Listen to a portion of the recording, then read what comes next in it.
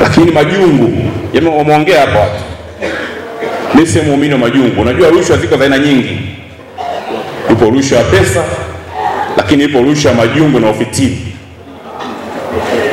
Ufitini na majungu ni rushwa kubwa sana.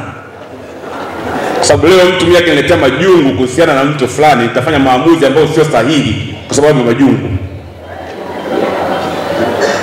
Kwa hiyo rushwa ya kutoa pesa na rushwa ya majungu vinafanana. Tena rushwa ya majungu ni mbaya zaidi.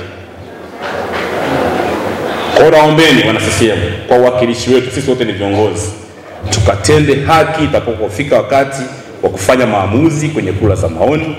Yule anayependwa na watu ndiyo aletwe. Yule atakayechaguliwa ndio. Na sisi kwenye mkoa tumeshajipambanua wazi. Hakuna mtu ambaye sisi tunambeba.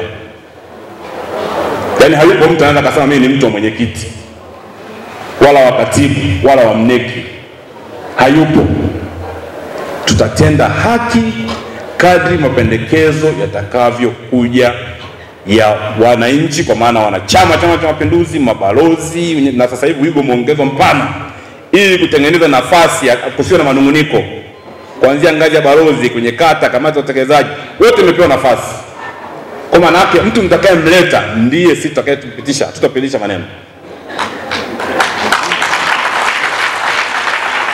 Hayuko mtu wa kutuhonga rushwa ya maneno, majungu, wala ya pesa.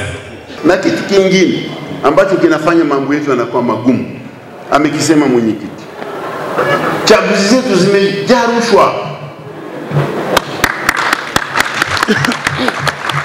Kwa hiyo mtu anasema sasa amekushinda, hapa anasema anirudishie hela zako, kwani ulimkopesha?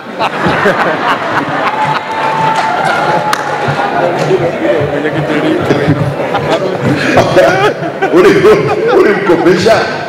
Wewe mwenyewe umejituma, ukaacha kununua mboga ukaenda kununua kura. Kura zimepungua, unasema wakurudishi. Wewe ni benki, ulimkopesha. Na hayo ndiyo yanafanya majungu yanakuwa